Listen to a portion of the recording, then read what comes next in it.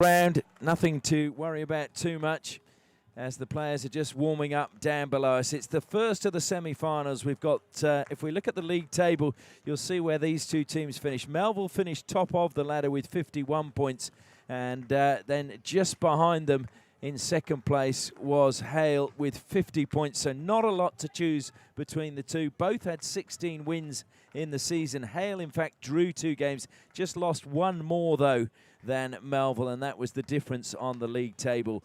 But it's going to be a very interesting match. The winners going straight through to the grand final. Well, we were very lucky to catch up with a couple of the players in the week leading into this game. And we're going to hear first from the captain of Melville City Hockey Club, and that is Tim Gears.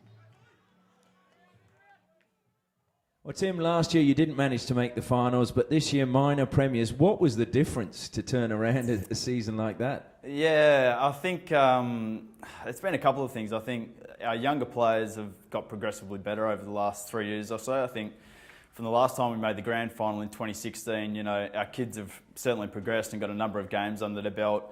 I think probably the core of our team is also, you know, at the level now where they're at a mature age and have enough experience under the belt to really kind of dominate the Premier League. And then we've got the older guys as well who are, you know, coming into their own. And we've got just a really good balance between our top-end older players and our younger players. And I think that's, you know, resulted in a really consistent basis for us throughout the year. How important was it to win the minor premiership to get that confidence? Yeah, well, I don't think it's ever something you focus on. You never go into the season, well, for us anyway, go into the season thinking we want to finish minor premiers. And at no point really throughout the season did we ever think, you know, that was our goal. We, as cliche as it sounds, took it, you know, week by week and just focused on getting the 3 points every week. And I think you kind of get into a routine and a confidence within the group and an expectation to go out and win every game. And then thankfully by the end of the year we found ourselves on top, which is, you know, a really good result for us. You finished on top by 1 point from Hale. So is that an indication going into the finals of how close these finals are likely to be? Yeah, well, I think, you know, a few weeks before the end of the season, if you had looked at the ladder, there was probably us and Hale on top. But then I think the stretch between the 3rd team to the 7th team, there was only a matter of a few points separating probably 4 or 5 teams. Towards the end of the year, obviously, us and Hale ended up pulling away. But I think it goes to show just how tight the competition is. And if you look at the results, I don't think you'll find too many games where many of the final teams blew one another out of the water. So I think certainly this year more than others, anyone can win it in the finals. You mentioned 2016 when you were in the grand final there. Unfortunately, you lost that one. Does that still hurt and rankle? And does it a situation that you're going to use to your advantage this time around? Yeah, well, unfortunately that year our Australian goalkeeper Tristan Clemens decided to get married on grand final day, which wasn't an ideal start for us in our club's first ever grand final. But look, to their credit on the day, WASPS were far superior to us, and we were probably a little bit, you know, wet behind the ears in terms of our experience level. It was our first ever grand final, but since then we've had a couple of years and a couple more goes at the finals, and I really feel this year we're ready and more experienced and know more what finals hockey is about to prepare to win our first ever grand final, hopefully. What would it mean to the club? You've been there a long time now and your family's been involved. I mean, what would it mean if you could lift it? Yeah, well, it's funny you mentioned my family. I think all 4 of my brothers play, my dad's played. My dad was president for about 10 years, and I think I started playing when I was about age 10. So I've been there for basically, you know, 3/4 of my life nearly. It'd mean a great deal, you know. There's so many people associated with our club, and I know back in 2016 we had half the hill supporting us, coloured in maroon. And there's just so many people behind the scenes and so many fantastic people involved in our club, and it means so much more than just you know, the 16 players taken to the pitch for the Premier League team. We've got a massive support basis behind us, which we're hopefully going to win the grand final for. Well, Tim, thank you very much for your time. No worries, thanks for having me. Well, that was Tim Gears, the captain of Melville City Hockey Club, and as you heard there, they're hoping that they can get through to the grand final. They've never won a premiership, having lost that final in 2016 against WASPS. They're looking to go one better in 2019. Well, standing in their way tonight is Hale Hockey Club, and we were lucky to catch up with their captain too, and that is Justin Knapp. Well, Justin, a record-breaking season for you personally by breaking the most appearances in the first grade for Hale. That was in the opening round, but did you suspect then that the club was going to have the season it's had? Nah, I don't think you foresee seasons like this. I think all the plans have come together. Yeah, I think individual accolades are a minority in things that you look for and trying to achieve. For us, it's about team success, and we've really put the effort and the time and the effort on the park just to really string some good performances together. What has been the big difference this season and the key to that success? I think a massive difference would be Stanny from day dot. He really instilled a purpose amongst the group, stemming right from the juniors coming through to the more established senior players. They were all given tasks, we all had jobs, we all had a purpose, and it was about building a team culture. The success would come if we gelled as a group, put good performances out in the park and put the points away. But on a whole, it was the off-field that we were trying to establish and a real good culture. Well, it's obviously paid dividends. Now, the league table would tend to indicate that Hale and Melville are the teams to beat in the finals, but those results and games now become irrelevant, don't they, whether it's a knockout in the finals? Absolutely, yeah. The top 5, day to day, even throughout the entire comp, any team can take anyone throughout the year. So you set a goal and you achieve or try and achieve the top 5. From there, it's just a matter of putting a good performance on the day and really stringing some consistency. Well, Hale have had limited success in the past. You've been a long-serving clubman. What would it mean to the club and you personally if they could lift the premiership? Oh, it's amazing. I was lucky enough several years ago to know what it feels like and to be a part of what I look as a real core group of guys who set me up and put me on a journey in my club hockey. So it'd be amazing to be able to pass that on to a few of the newer people or the people that haven't experienced that. But yeah, it's amazing. When it comes to club hockey and even hockey in general, I don't think there's anything more any high accolades than lifting that cup come end of September. Well, thanks, Justin, and all the very best. No worries, thank you. That was Justin Knapp, the captain of Hale Hockey Club. And of course, if we look at their record, they've just had the one premiership. That was in 2010. They lost the grand final in 2007. So again, they're trying to get to the grand final for the 3rd time in their club's history. Tonight, if they get a victory, they will achieve that. But it's now time for us to turn our attention to the two teams and the players to look out for. Well, Tim Gears, as we just heard from, their captain, is definitely a standout player. He's had an outstanding season, as he has for the last couple of seasons, and he will be a key player for Melville. Also alongside him, Tim Brand, wearing the number 19, obviously a Kookaburra and a key player for them amongst the goal-scoring ranks. But when it comes to goal-scoring, James Day, wearing 25, is the leading goal-scorer for Melville. 18 penalty corners he's scored this season, and that is the most by any player in the men's competition. So he's going to be a real danger. And another player I think you need to look out for is number 14. He's only young, but he is a talented player, and that is Justin Shonken. Turning our attention to Hale, well, there's a couple of changes from the lineup you've got there. There's no Lachlan Austin wearing Ashton wearing number 10. Charlie Norman comes in for him, and there's no Claxton either, replaced by Jorgensen wearing number 25. Players to look out for Hale, though, in my opinion, you cannot go past Liam Flynn. He's the leading goal scorer in the tournament, and he combines so well with number 1 Alec Rasmussen, and they are a potent force up front. You've got to also look at Tim Deven and Josh Belts, both with international experience, and they will call upon that and look to control the midfield. But another young gun to look out for is the number 3, Braden King. Well, we have Melville coached by Craig Wilson. Craig Wilson appointed in 2018, had a spell playing for Melville and won a premiership with Vic Park. So he has the credentials to take them all the way. And if we look at Hale, Dave Staniforth is their coach. Again, former South African player, played for them between 2001 and 2005 as a goalkeeper, and was away for the semi-final at the weekend with the Kookaburras helping out in Rockhampton as they qualified for the Tokyo Olympic Games. Our umpires for this game, well, we've got Melissa Trivich and also Jordan Moore, and we wish them all the best because we need the umpires to have a good game for it to be a really good spectacle. I'm Ashley Morrison, looking forward to bringing all of the action to you tonight. And of course, we will then have the final semi-finals on the weekend in the women's competition and the men's. And then in a week's time, or rather just over a week's time, we will have the grand final of both competitions. And that is courtesy of our sponsors, Tiger Turf, 3 different systems, unfilled, dressed and filled. Kookaburra, Hockey's #1 partnership. Danks Furniture, proudly West Australian, quality home furniture, and Ausdrill bringing water mining, and of course FMG, the new force in iron ore. Well, the start of this match not too far away. The warm-up has finished, and we're just waiting to get proceedings now underway. It should be an absolute cracker. There is so little to choose between these two teams. Even if you look at the goals for, Hale scored 82, Melville scored 80, so there is really nothing to choose between the two. And even when you look at the goals conceded, Hale just conceded only 4 more goals than Melville.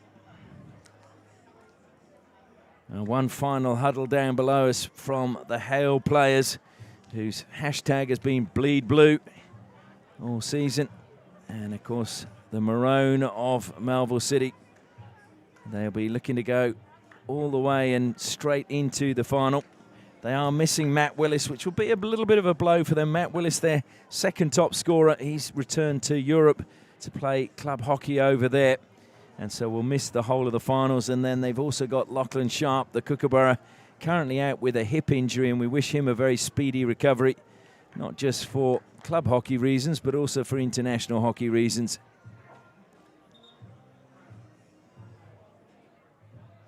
Players just lining up down below us, and Hale now walking out onto the turf from a final huddle, and Tim Gears giving plenty of talk to his teammates.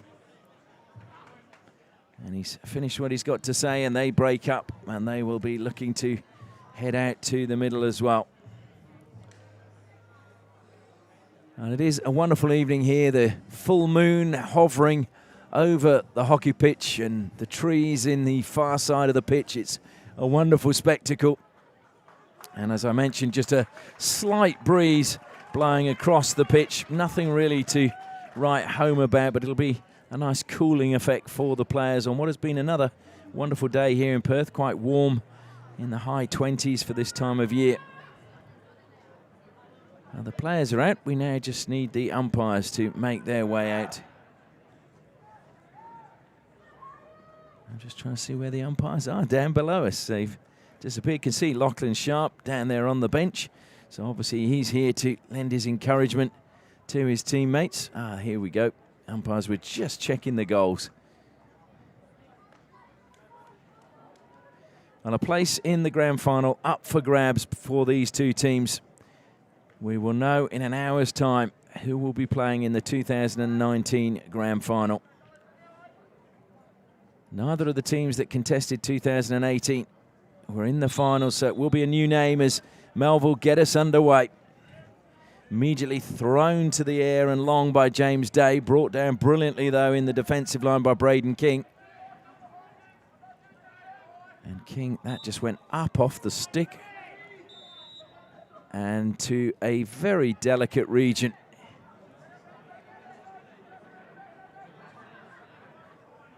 King has been penalised. I actually thought it went up off the Melville stick, to be honest, that King flicked that forward and it ricocheted up, but decision goes Melville's way. They've taken the free hit. And into the circle, I'm pleased to say, is Sam Gears is okay. But it will be a free hit to Melville. Brand over the ball for them. Just a dummy before he took it. Slip in the corner, but they've still kept possession. Fired into the circle. Comes to Melville, laid back. Brand is there. Great steal in front of the goal. That was outstanding defending, but it's still alive for Melville. Comes out wide. Shot fired in. Great save off the pads, but deflected into the defender from Ben Rennie. So the first penalty corner of the match goes Melville's way. Just over a minute gone, and this is a really good chance for them to open the scoring. As I mentioned, James Day, 18 penalty corners scored in the competition this season in 22 matches.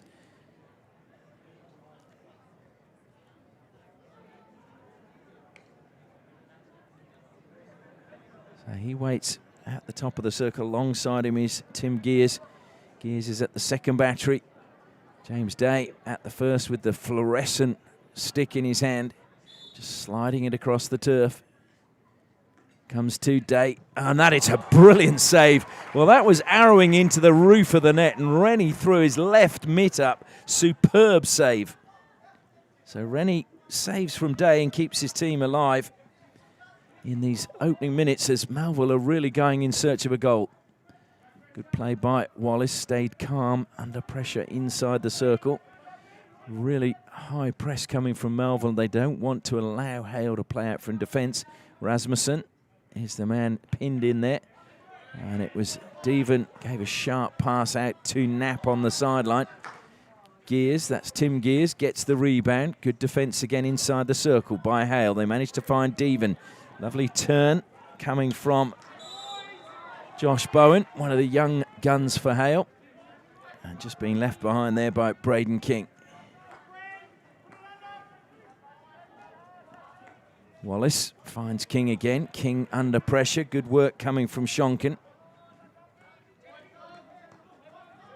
There's plenty of movement from both teams at the moment, and that's another great pass into the circle. Shot on the reverse stick into the side netting though.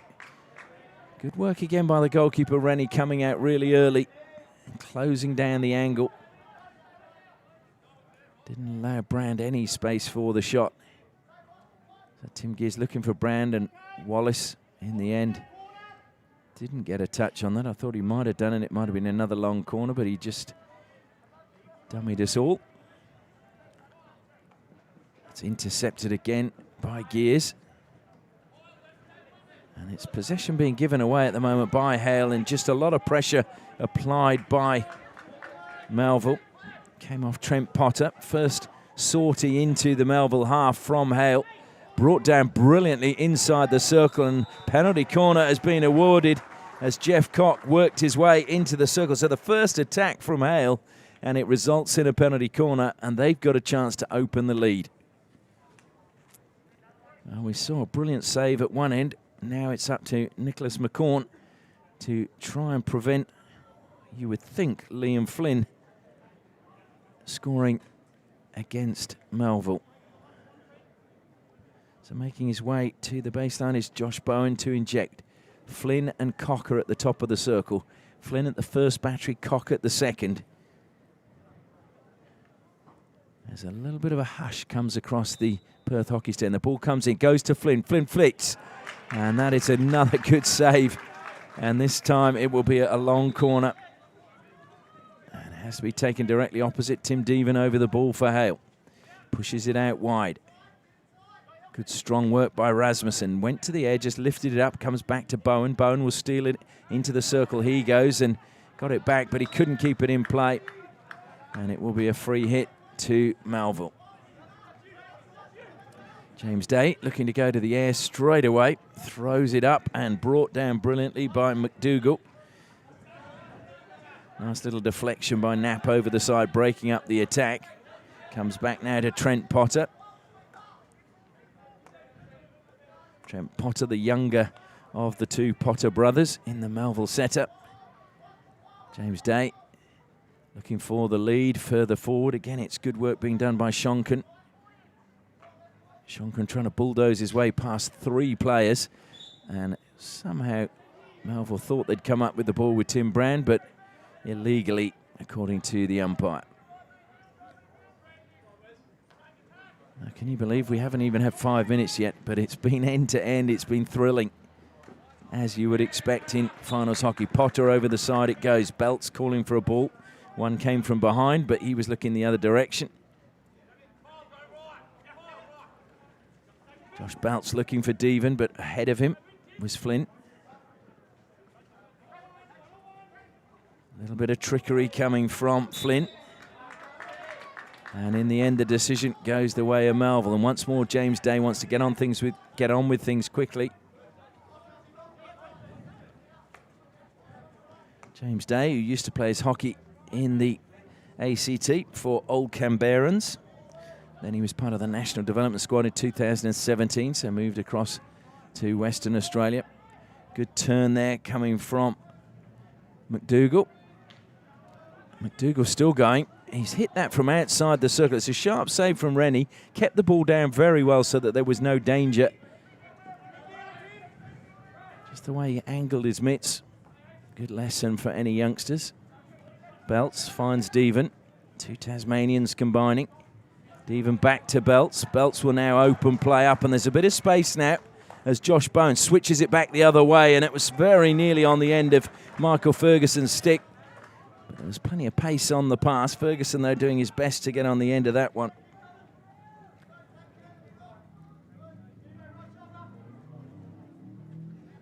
Day this time sweeps it low up the pitch, almost a sort of slat pass. Left behind now for Trent Potter. Trent Potter goes back to Day. And Day plays the square pass in the defensive line to Ross Hall.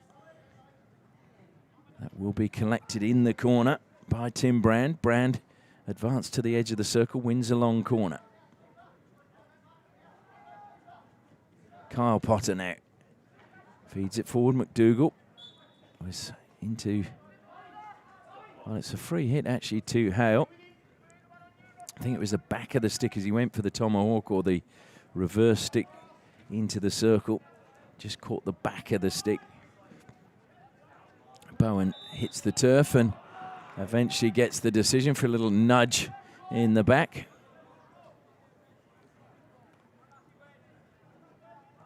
So after a helter-skelter start, it's slowed a little bit now, as you would expect. Trying to come across was Frank Reynolds, put under pressure and eventually gets the free hit. Again, we see Melville looking to play on with things really quickly.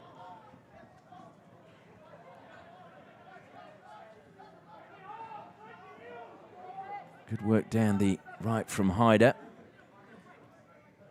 Melville ball from the side.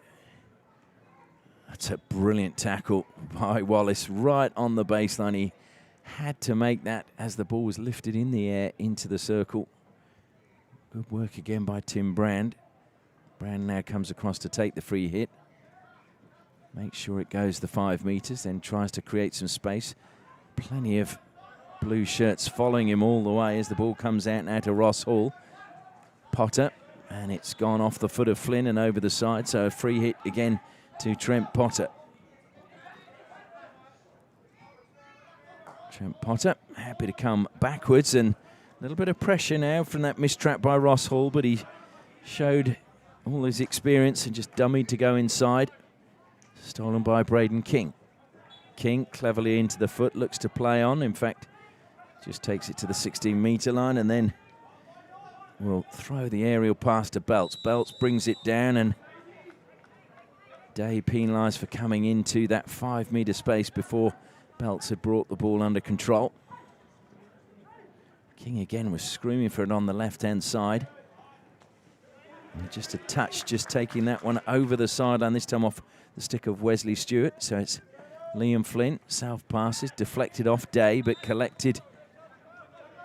It was a back stick, so it is in fact going to be a free hit to Hale again. Devon pushes it wide now, and a chance for Benji Austin to get it into the circle. And the shot was a good one from Cock, and it was an equally good save from Nicholas McCorn.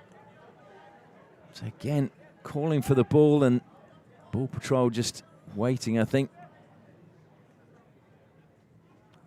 So Josh Belt snap. Short to Devon, in it goes, and McCorn just lets that one run into his goal.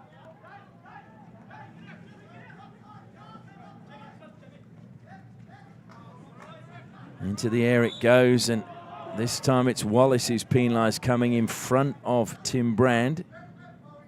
Tim Gears looks to take it quickly. He's given possession straight to Josh Bowen. Bowen can't get past Gears, though. Good combination play between Knapp and Devon. Over the side now, off the stick of Day. Devon again. And that's a good pass to Josh Bowen. Bowen was looking to go on the reverse stick, and Day just pounced, and over the side the ball goes as we approach the final 5 minutes of this first quarter. And that's just run away from Bowen. And if you look at the form of these two teams coming into this game, last 5 games of the season, Melville lost their last game of the season. That was to Hale. Won the 4 previous games, and they were actually unbeaten in 16 games up to that point. As break forward now into the circle, just left the ball behind there was Ryan Hyder when it looked as if he was going to get a clear run at goal. Bowen does well to just take the ball away from Frank Reynolds. And now's a chance for Hale to break forward, and it just goes under the stick of Liam Flynn. And if we look at Hale, well, they've won their last 5 matches in a row, just lost the 6th match to UWA. So Melville had a brilliant second half to the season, just dropping that 1 game to Hale. You just wonder how much psychologically that will play in their minds in the match today.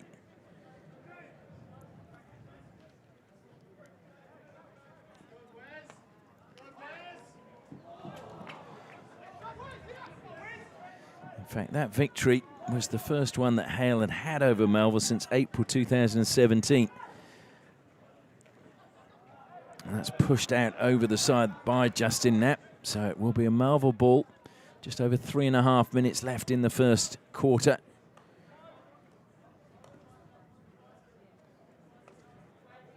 Plenty of space now as the ball comes to Matthew Tate. Tate pushes it wide and it's carried forward by Forbes.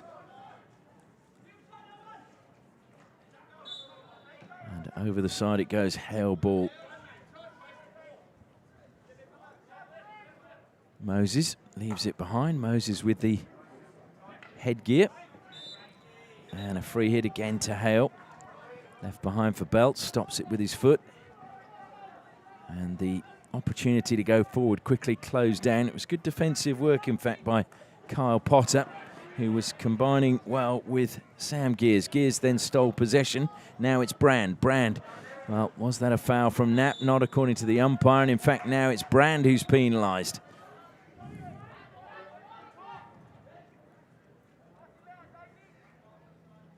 Justin Knapp just slowing things down and just checking that it's the right spot with the umpires, and they're happy. Comes to Wallace again. Good pressure once more being applied by Frank Reynolds in the midfield. Bursting through the centre was Bowen, but there were just too many maroon shirts, and the decision goes Belts' way. The Melville fans not happy. And there were a lot of hands on heads on the bench down below.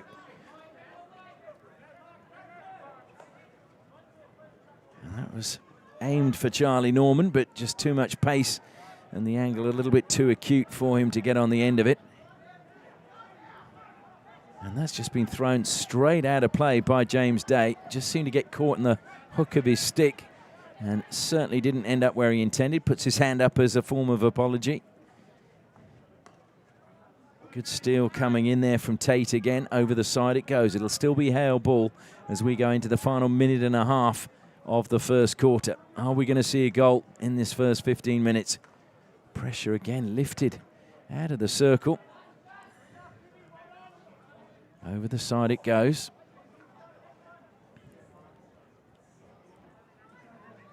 Belts, good lead from him. Then just backs off and creates some space for himself. Good pass as well, picking out Benji Austin. Austin's short pass is collected by Sam Ashton. Ashton trying to get into the circle, just denied right on the edge. And Austin this time just tried to lift it. And there's a slip, and Day will come away with the ball for Melville. And Devon just intercepts it as it was going the aerial route down the line. Shonkin leaves it behind. And Day again, self passes. Belts has to retreat, and was that off the foot of Devon? No, it was off his stick, so it's another ball from the side, and I don't know if that was a whistle for Flynn not being 5 metres or Day taking it from the wrong spot, but anyway, play continues. Devon helps it forward to Flynn. Flynn tries to play it infield, and it just caught the body, but it was lifted too high to Wesley Stewart. And that is the end of the first quarter. Well, it's been end to end. It's been thrilling. It's been fast, but no goals as yet. And there will be goals, you feel, at some point, because with attacking hockey like this, someone has to score. So at the first break, it is Melville City 0, Hale Hockey Club 0.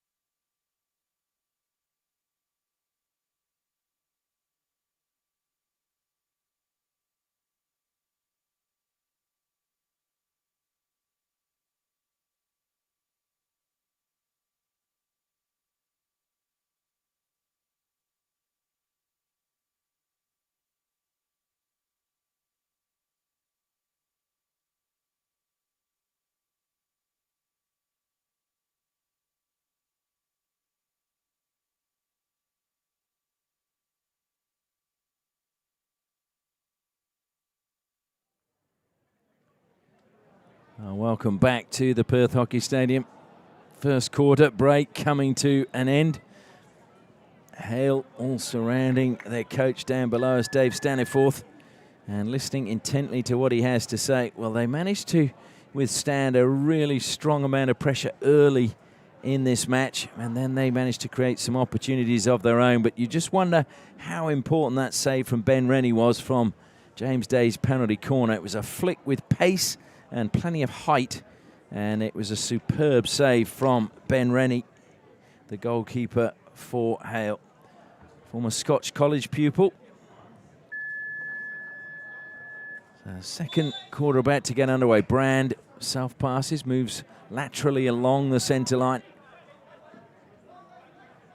Potter brings it down. That's stolen away, and a chance to go on the attack for Patrick Welsh. Welsh trying to weave a little bit of magic along the baseline. Appeals for something from Tim Gears. He'll get the free hit now as Devon has to retreat. Quick pass, but Wallace was there. And Wallace plays it out wide. It's given away again, though, by Hale as they try to play it out of defence. Devon trying to add a little bit of composure as Bowen has the ball. Comes back to Bowen again. Now Devon, he was put under pressure once more. Bowen almost lost it. Devon helped him out, but then Gears comes back, steals it back for Melville. Got his foot hooked by Josh Belts. No complaints, looks to play on and lifted it into the body of Josh Bowen. So possession goes back to Hale.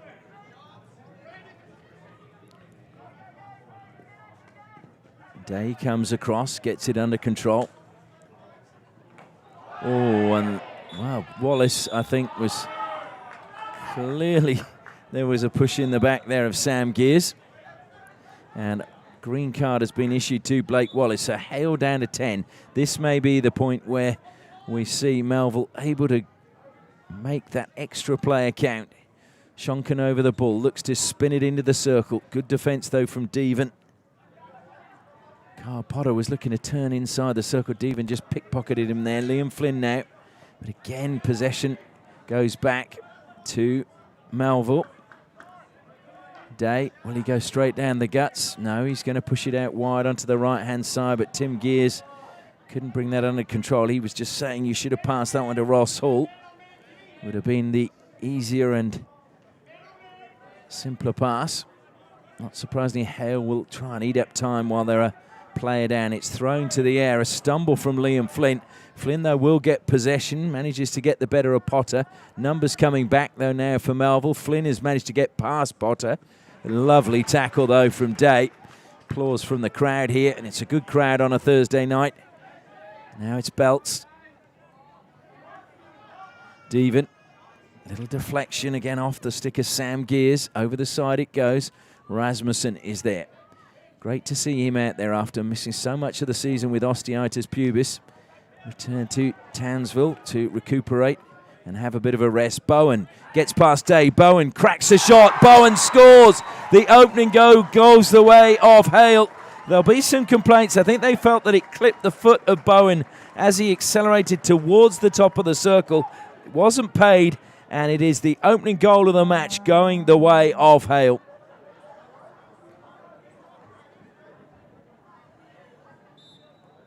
Wow, that is, you would almost say, against the run of play. Melville have dominated everything so far. They've been doing most of the attacking. Probably just the third attack of any meaning that Hale have had. But Josh Bowen firing it home. He's part of the Western Australian under-21s team.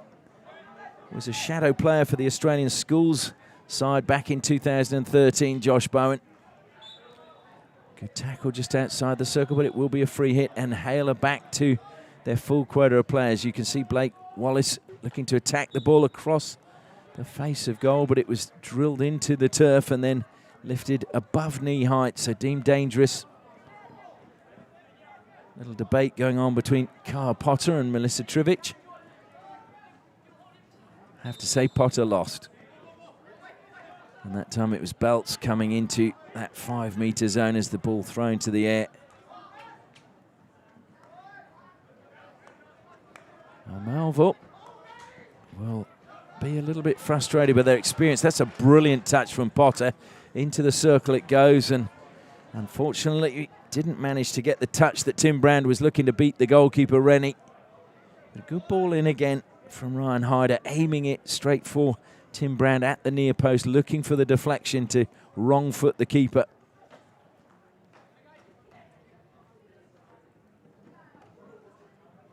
Good defence again from Tim Gears. Almost 5 minutes gone in the second quarter. That's great anticipation. Stolen back brilliantly by Dylan Forbes. Forbes played a good ball across to the top of the circle, but in the end, Belts was there. Tim Gears not happy with the decision there. It was a slap of the thigh in frustration.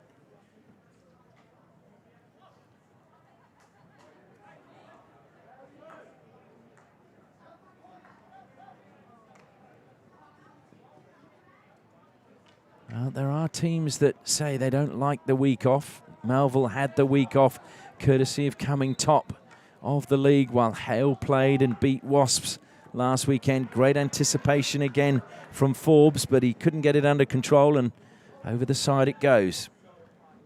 Chris Moses now, product of Corrine Senior High School, 22 years of age, and played his 100th game against WASPS back in July for Hale. So big milestone for him, the 22 for Hale.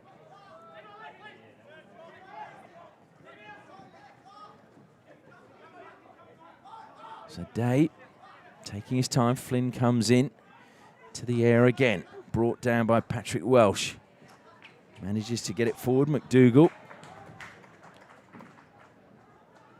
Welsh from the side. Two players in front of him. That's a very good pass. And it was great control also from Frank Reynolds on the edge of the circle. Frank Reynolds, who tends to be known as friendly.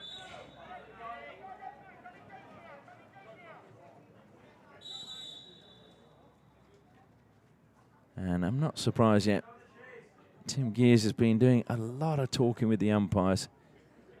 Of course, he does umpire a lot of games himself, so maybe feels that he is the third umpire today, but when you have your team colours on, you've got to put your whistle aside and let the officials get on with it.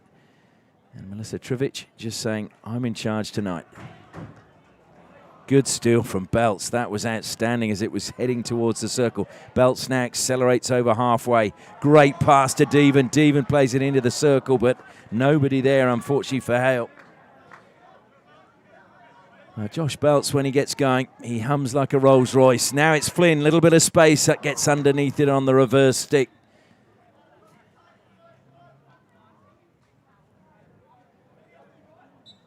And Liam Flynn scored all 5 goals in that victory over Wasps. Takes his tally to 30 goals in the season in 23 games. Lovely turn. Brand away from Wallace. And Gears, what a collect that was with one hand. And good defence, though, coming across in the end from Benji Austin to just take it away from Tim Gears, as Gears was looking very dangerous.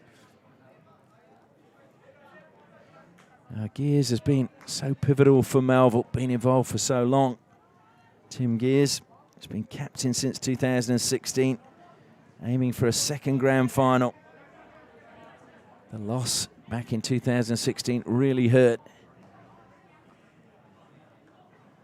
And I'm sure they'll be hoping that Tristan Clemens, their former goalkeeper, is watching from Chicago. Of course, he moved over there, announced his retirement from international hockey, went off at a really good post in America with his scientific research.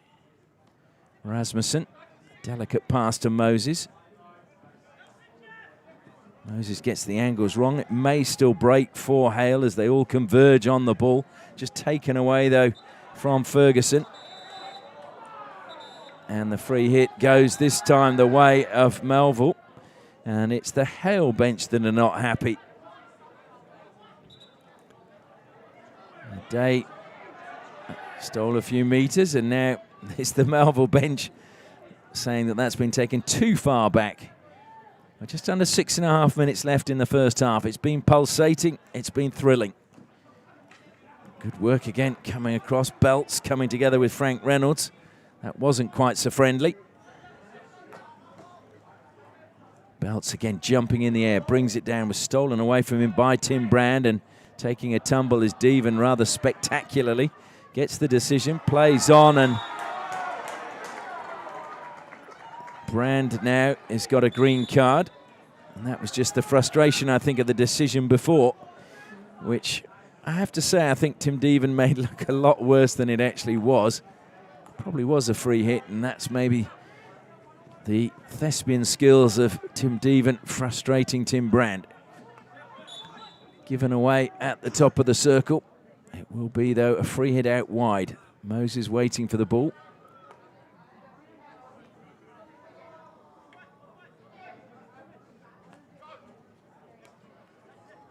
Comes back to Braden King. King to Belts. Belts tried a little delicate pass back to Moses, and now he's lost possession. Good work there from Ryan Hyder. Ryan Hyder did really well putting pressure on Josh Belts, originally from Bunbury in the southwest. Played for the WA under 15s, 16s and under 18s, and this match is getting a little bit feisty now. Good work defensively from Trent Potter once more. Potter doing well, just 20 years of age, comes wide now again to Ross Hall. Deflected off the stick of Josh Bowen, lovely touch from Deven. Deven feeds it forward, but it just caught the foot of Cock. It's a day again, just a little flick of the wrists, goes out wide onto the left-hand side now. Chance to try and get forward from Frank Reynolds, over the side it goes, and Reynolds gets the decision, although Hale felt it was there, certainly Rasmussen did anyway. Reynolds continues to go forward, delicate pass forward, Moses dispossessed, comes back to Reynolds again. Melville would want an equaliser before the half-time break if they could get one. They've got a free hit just outside the circle. We've got 4 minutes left in the first half. Crack towards the circle, in it goes, and was that a foot? No, it was great defensive work. Picked up, though, again by Reynolds. Reynolds into the circle. Good defence once more, and somehow Hale getting it away, and it was Tim Deven winding back the clock, all those years of experience. Took a blow, I think, to the jaw or the nose as well, and a little bit slow to walk out of defence. But how the Hale players managed to keep their feet out of the way there, that was remarkable. It was good work inside the circle from McDougall and Reynolds. Given away to Brand, that was just directed straight to him. And Brand may make Hale pay, but he tries to go through 2 players, gets a free hit. Wallace and Deven say, well, what did we commit there? He just played it into our sticks. Brand, though, top of the circle, goes on the reverse stick, shoots, and another good save from Rennie. Well, Rennie did really well. That was Brand on an angle, and Rennie with a good save once more. It's a long corner, taken quickly. And the angle pass just goes harmlessly over the baseline. Oh, well done, Ben Rennie.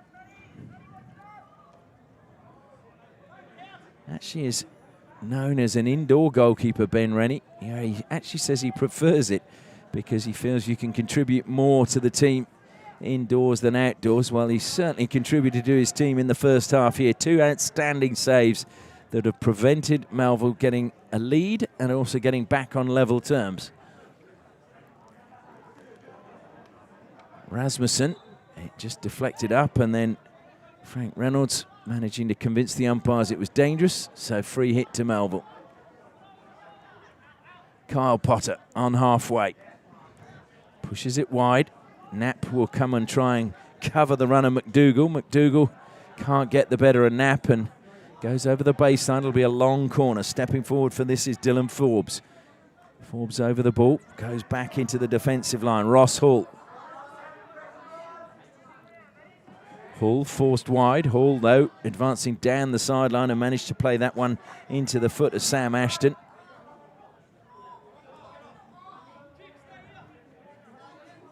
Ross Hall again, down the line it goes. Trying to create something good running this time coming from Forbes. Forbes along the baseline wins another long corner. Taken quickly by Hall, goes deep to Matthew Tate, comes back to Hall again. Will he play one in on the angle? Thought about it, then changed his mind. Tate, well, you could see who he was aiming for out wide. The lead from Justin McDougall.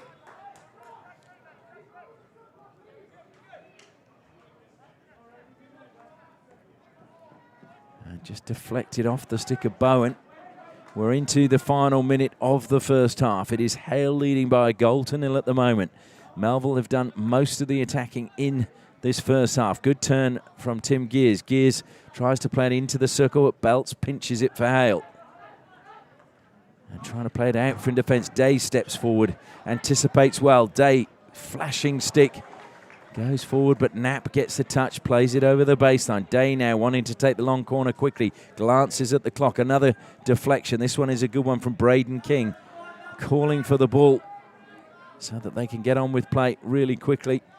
Tim Gears over the ball now. 15 seconds left. They're going to need to get it in. Ross Hall goes out to the left-hand side. Tate now slides it in. It goes all the way through. There was a touch off a Hale stick, so it'll be another long corner. This time, Tim Gears, not sure it was on the line or stopped, but he played on with it.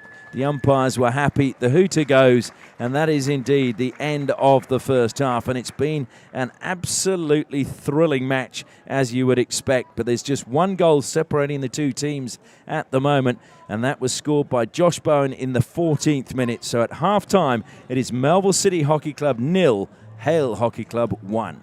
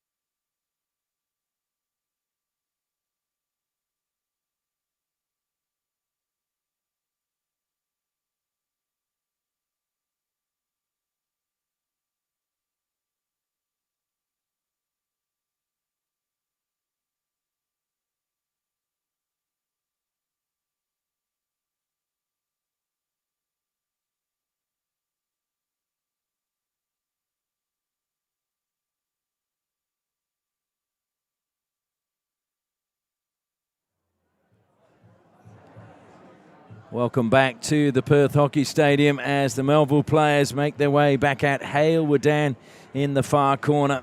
Melville just stayed on, well, just in front of their bench, really, for their halftime talk from Coach Craig Wilson.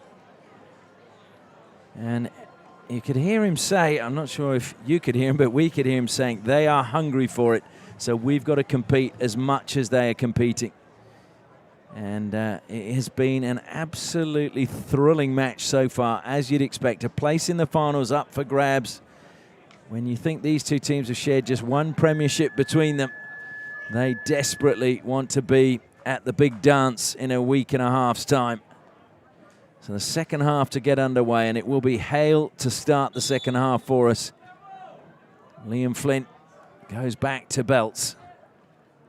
Can Melville find some goals in this match? Can Hale hang on? Can Ben Rennie keep them at bay? There's so many questions to be answered, and we'll know the answers in half an hour. And here come Hale, desperately trying to keep that in, was Justin Shonken. Unfortunately for him, he couldn't do that. In 2016, he was the Ian Halliday Trophy winner for the highest junior scorer, Justin Shonken. Bowen carried it forward, but he free hit. We're coming back for Justin Knapp over the ball. Flicks it in the air. Didn't get the distance. Brought down now by Ross Hall. Tim Brand with a little bit of space. Pushes the ball forward, and unfortunately for him, catches the foot of Patrick Welsh. Just those little mistakes start to creep in as you get more and more desperate in a match. Belts chased down. Good work from Sam Gears. And that's a super pass to Liam Flynn. Flynn into the circle. Great tackle. There was a hand in the back, though. Could have easily conceded a penalty corner. Ross Hall living dangerously in my book. When you have a player inside the circle, you put a hand in his back, you're asking for trouble.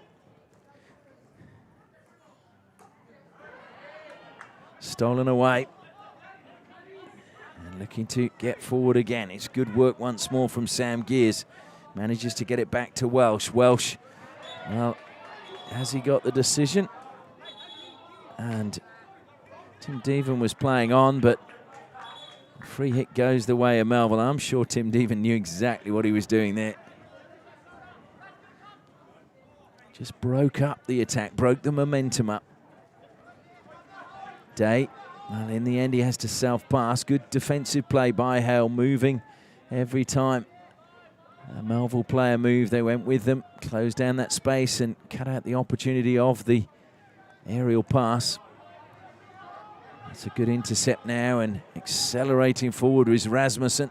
Rasmussen, though, played it straight into the stick of Tim Gears. Wonderful steal by him. Good pass to pick out Brand. Brand, oh, what a pass that was from Brand, and it's going to be stolen in the end by Justin Knapp. It was unfortunate for Justin Shonken. But what a pass that was by Tim Brand. How he managed to find Justin Shonken, well, it was almost miraculous.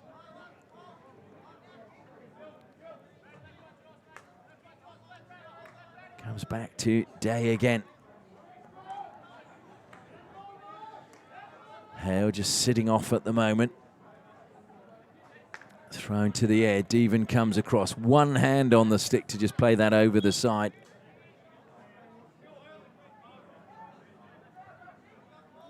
Dylan Forbes looking for options. Short pass is taken. Strong physical challenge again in the back of Frank Reynolds. Forbes takes it quickly once more. Drills that one into the shins of Rasmussen. And in the end, the decision goes the other way. And Rasmussen limping as he goes forward. In fact, it wasn't Rasmussen, my apologies. It was Jeff Cock. Melville bench feeling that Cock deserves an Emmy for that performance. And that was right into the hand of Tim Gears, who goes down on his knees. Well, hopefully he's okay. But that was, even with a glove, in fact, I think it was just a little bit above his glove by the looks of things. I think Tim Deven will wait to apologise after the game. There's certainly a lot of chatter down there. Blake Wallace looks to slide that one forward. It's deflected over the side off the stick of Frank Reynolds. So Rasmussen Rasmussen looks to attack the circle and did very well to catch the foot of James Day.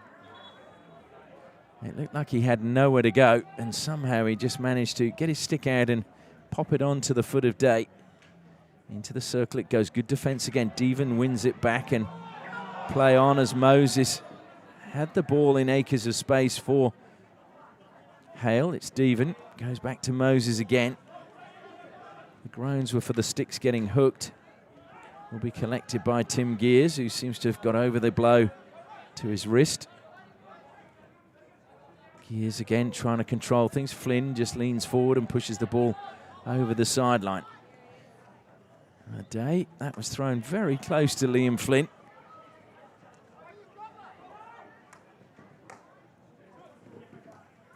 Just taken away from Josh Belts. Chance for Melville to break. Good skills again being shown by Sam Gears, and Sam Gears wins the free hit, loses his stick though. He's picked it up now. Brother Tim over the ball for Melville. Got an option out wide on the left. In the end, he will leave it to Day. Rasmussen comes back. Day slides it straight through. Saved by Rennie. Off the post it went, although the long corner's given. It must have come off the goal, in fact. Rennie just letting that one run because there was no touch in front of him from any of the Melville players. Need to get it into the circle. It's gone towards the penalty spot, but it's ricocheted out. Comes to Trent Potter. Potter tries to turn. Caught close attention, but it goes into the shin pad of Tim Deven. It's another free hit to Melville as we've just clicked past 5.5 minutes in the third quarter. Day again aims for that near post, deflected off the stick of Belts. It'll be a long corner to Melville. Deflected away. Whose stick did that come off? Wallace not complaining. For a second it looked like it might have been off the stick of Ryan Hyder, but I think it was Wallace. Wallace gets a touch there. He's put under pressure again by Hyder. He's given it away inside the circle. Shot on the reverse stick, blocked well by Wallace, but the ricochet up in the air makes the ball dangerous, and it is a penalty corner again now for Melville, their second of the match. And I mentioned before, James Day has scored 18 goals. They've scored 24 goals from penalty corners in the season. Day having scored 18 of those. He was only denied in this match by a brilliant save from Ben Rennie. And that was in the opening minutes of this match. He's waiting now, top of the circle. Alongside him is Tim Gears. Rennie is going to have to be on top form, you feel, this time to keep James Day at bay. Out it comes, goes to Day. Day flicks and it goes in this time, and they've got the equaliser. Looked as if it took a slight deflection on the way through, but James Day has pulled it level for Melville, as you felt that he may well do. And that is just what Melville City wanted. So we are all square once more. And Hale have it all to do again. Hale, who'd conceded the second most goals in the top 5. Melville, who conceded the second least. Over the baseline it goes, this time off the stick of Benji Austin. In fact, no, it's a 16. Austin must have touched it just after it had gone. And that's what the umpire was just actually explaining. Because obviously someone from Melville felt the same as I did, that it was maybe from the angle they were looking. It was a Hale touch that took it over the baseline. Played forward. Brand will collect this now for Melville. Faced with Wallace. Brand into the circle. Still has the ball under control. Wallace in close attendance. Brand was looking to try and spin and fire that one across the circle. He's got past 2 defenders, inching towards goal. Rennie's gone. There's nobody at home, and it's fired home. Well, Rennie overcommitted there. And in the end, it was just a really clear opportunity as the ball came out to the edge of the circle. And it was able to be fired home in the end. And a really good finish to make it 2-1 and 2 goals within a minute from Ryan Hyder.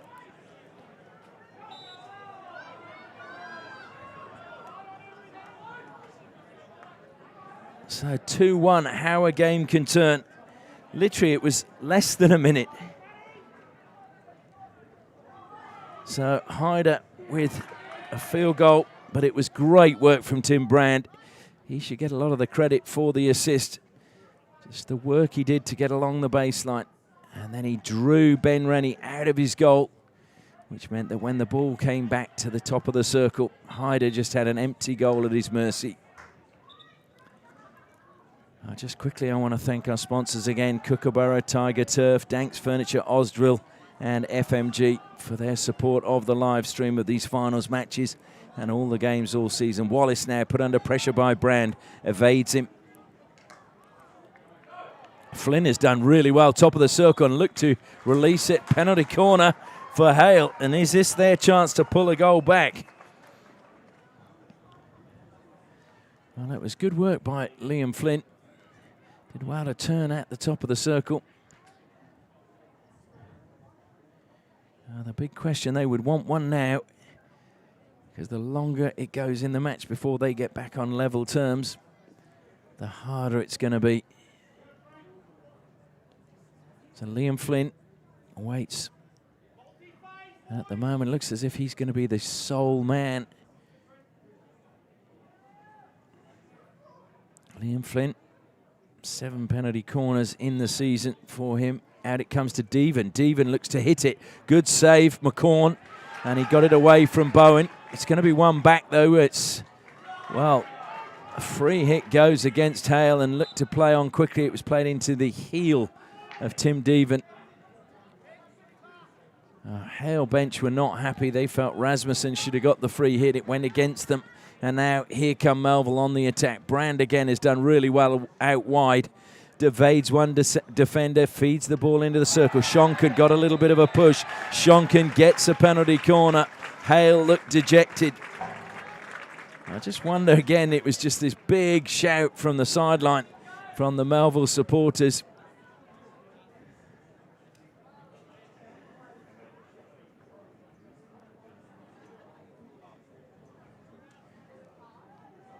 So penalty corner number 3 now for Melville.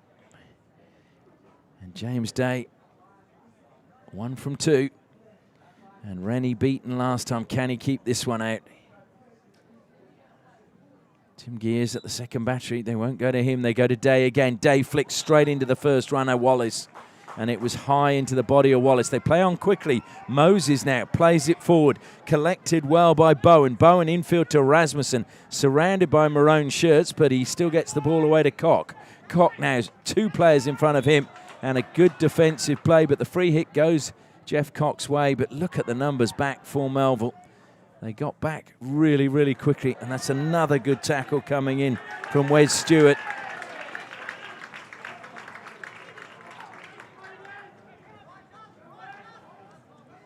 Space now in the middle of the park, and that was a good pass to pick out Kyle Potter. Brand again just leading away, and he's just leaving Braden King behind him. Tim Brand, who's really grown as a player since moving to Perth, will be 21 in November. You forget that when these young players come across and get into the national development and Kookaburra squad.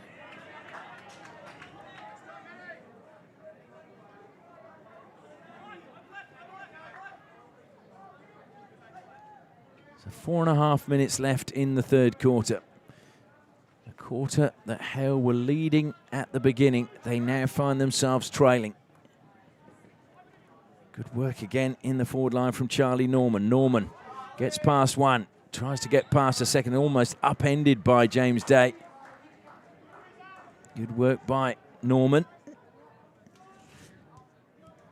Charlie Norman, who is again a product of the Como Secondary College, comes from Northam in the wheat belt.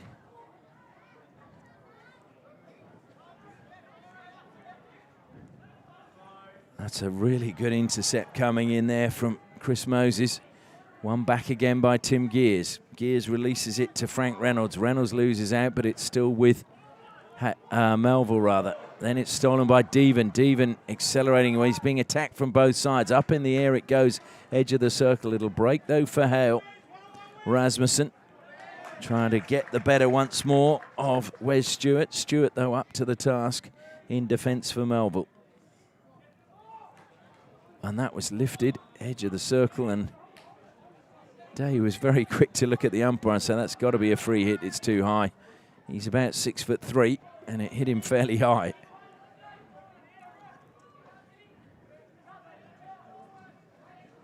Oh, was that a push in the back on Jeff Cox? Certainly he was pleading for it. Matthew Tate just gets on with things. Brought down again by Reynolds. Reynolds, as he advances, just looking what's available. Good tackle from Rasmussen. Rasmussen still trying to get the ball, but Reynolds comes up with it. Reynolds tried to find Brand at the top of the circle, and it just ran away from him. But I think some credit should go to Moses, who was like a shadow to Tim Brand. He was that close to him. That's going to be too far away from Bowen, and Flynn gives chase as it goes over the side off the stick of Day. Just over 2 minutes left in this third quarter. How a match can change. 2 goals within a minute for Melville, and they are now in the driving seat. Bowen scored the only goal for Hale. He's dispossessed. That's to Brand, and Brand straight through the middle, one-on-one with Rennie. Brand got held up. Brilliant save, Rennie. Still, though, with Melville. Top of the circle, trying to turn and shoot. He advances towards goal. Rennie saves again to deny McDougall. Saves again to deny Day. Well, what a performance. And then Tim Gears, the whistle goes. Well, Ben Rennie take a bow. He's saved from Brand, he's saved from McDougall, and then he's saved from Day. So Ben Rennie with 3 saves.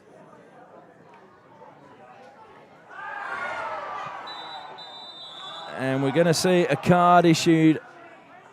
Are we? Yes. It's a yellow card as well. So Melville will have the last minute and 20 seconds down to 10 players and 4 minutes of the final quarter as Kyle Potter gets the card.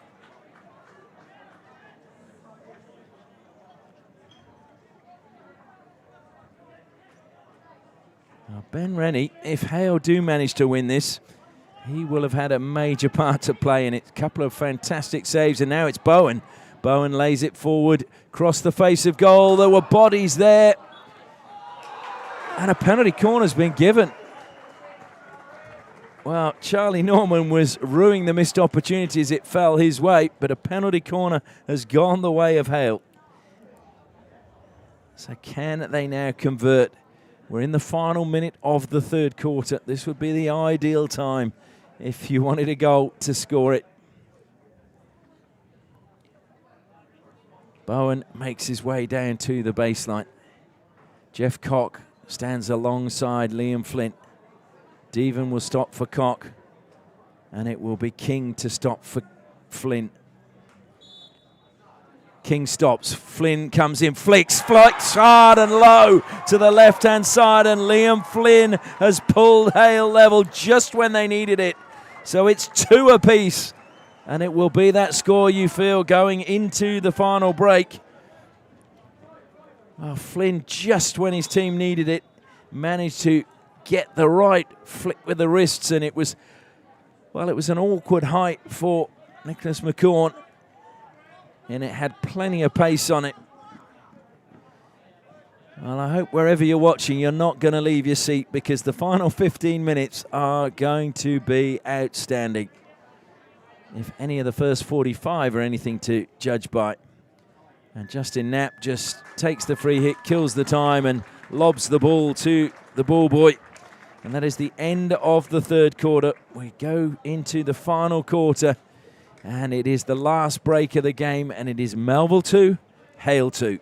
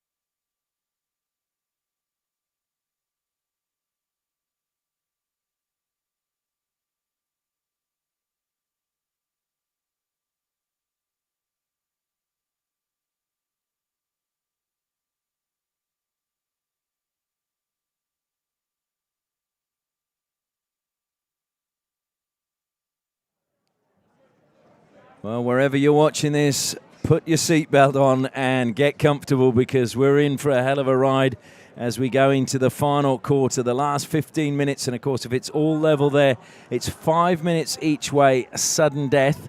And then if it's still level, we go into a shootout. There is nothing to choose between these two teams, as there's been nothing to choose between them all season.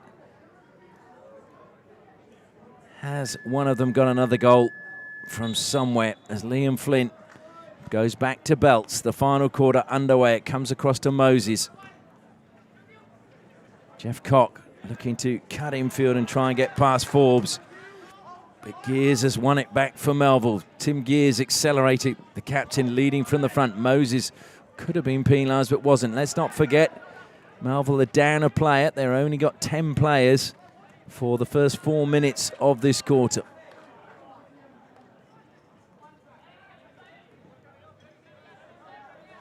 Oh dear, there's a mistake now. It's Liam Flynn, one-on-one with McCorn. Flynn, he's held up by Day.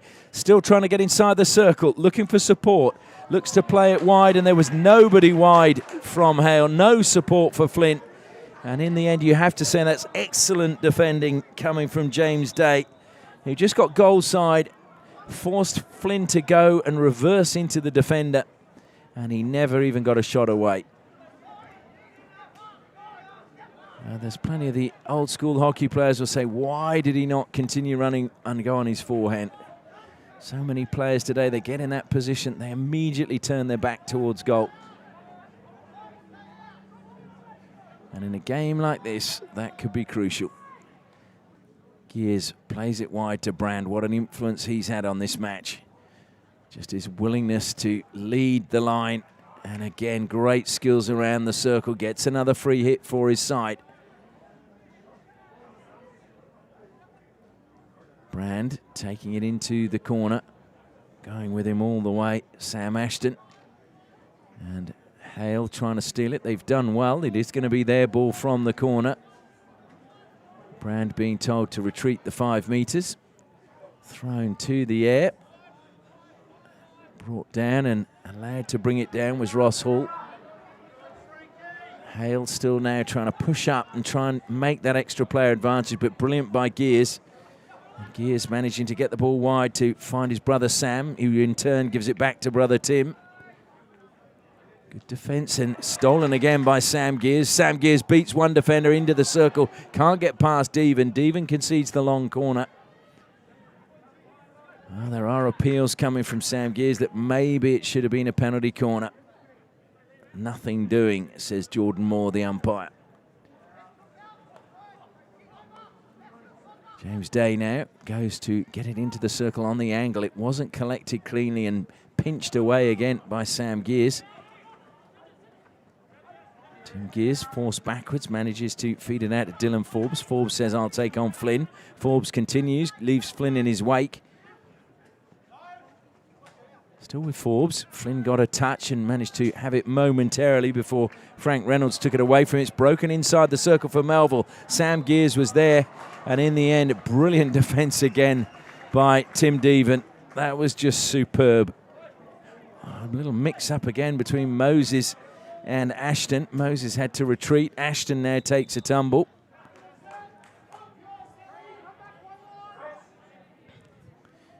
Down below us, Dave Staniforth is also messaging in semaphore, I think, to his players. The arms are going here, there and everywhere. I certainly don't think he's trying to bring a plane into land. That's a good pass again. Norman, though, can't get the better of the defensive wiles of Dylan Forbes. Day. That's a great steal from Belts, and Deven steals it back again. Cock runs straight into the defender, gets a free hit. Tim Gears is in the way, and Belts is upset. He wanted to play on, and Melville is still going.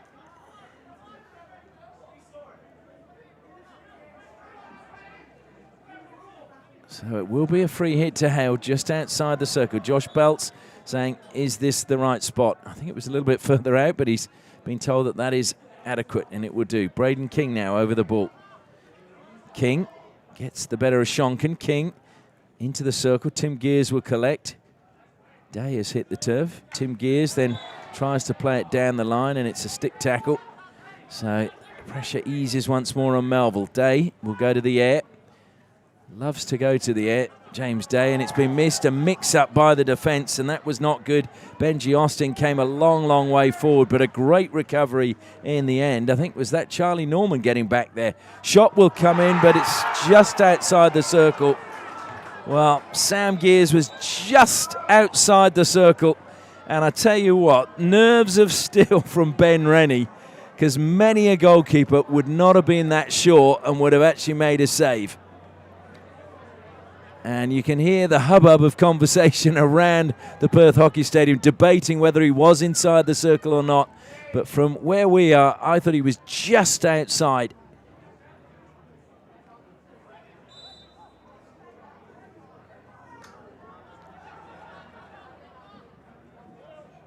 Again, Melville go to the air. There was a slight touch off the stick of Justin Knapp, so long corner conceded. In fact, now it's a ball from the side. Didn't cross the baseline, so Tim Gears has to play it forward. We're into the final 9.5 minutes now of this match, or of regular time in this match, because there could well be 5 minutes of extra time if we don't get a goal. And that was, again, really good work from Jeff Cock, and a strong tackle coming in. Deven, now that wasn't too far away from Tim Gears' head, and needs to make sure he gets that under control on the far side. Where's Stewart? He did well. Played into the foot of Liam Flynn. And at the moment, the aerial pass is the preferred option by both teams as they look to just try and catch the opposition out. Shonkin trying to win it back.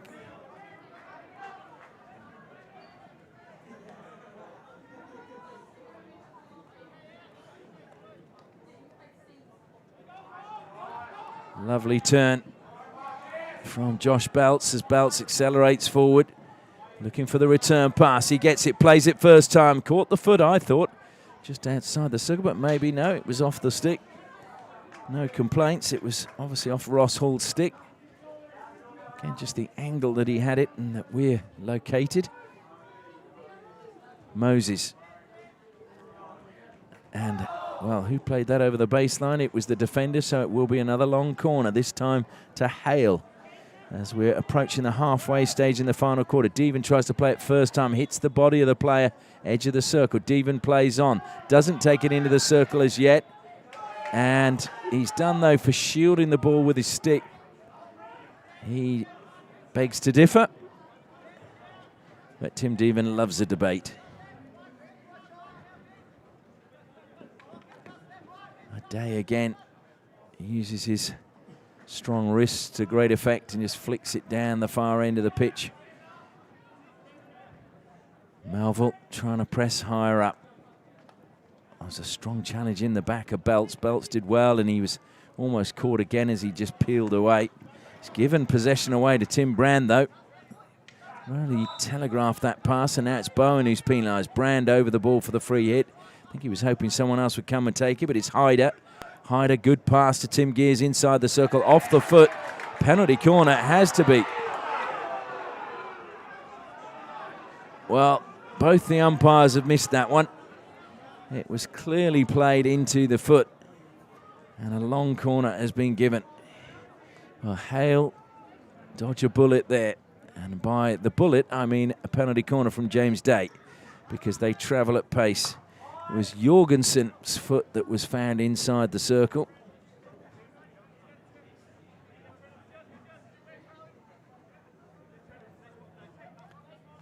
So the ball now arrives with Tim Gears. Flicks it out to the edge of the circle. Brought down into the circle they go. Good defence again from Hale and through the legs. That was superb. Breaking forward again is Jorgensen. Jorgensen tried to play it infield. Gears got a good touch coming back. Over the side it goes, though. Liam Flynn. Credit to Hale there. They looked as if they were done and dusted almost. It was great attacking skills from Melville, so structured. And a mix-up again, top of the circle, lack of communication. But then we see the same from Melville as the pressure starts to tell. McDougall playing it over the side to nobody in particular. Good defence again. And it goes over the side. That was good work from Trent Potter. 5.5 minutes of normal time left.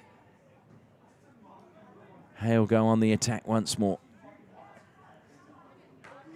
Ooh, there was plenty of pace on that as it whistled across the face of goal. And again, credit to Nick McCorn for getting his feet out of the way, not conceding a long corner. Deflects this time, though, off the stick of Benji Austin. So ball from the side. Hyder leaves it behind.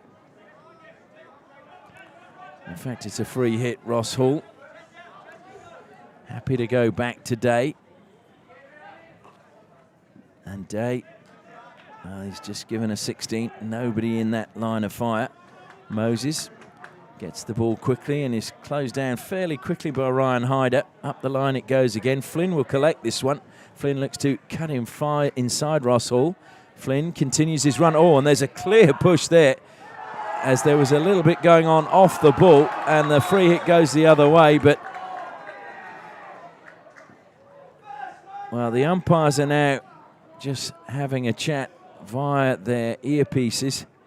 I have to say, I thought that Day blocked the run of Tim Deven as he was turning. And I think the decision is going to stay the way it was, which is probably the right thing, because the umpires would have been watching play and wouldn't have seen that. James Day is saying that Tim Deven ran into him, I think, with his stick.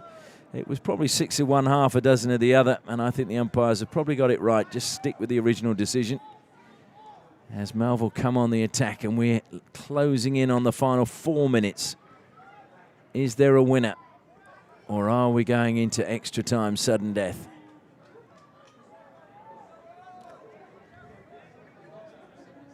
Liam Flynn, before today, had scored in 4 of the last 6 meetings. He'd scored 5 goals. He's now scored in 5 of 7 meetings and has 6 goals.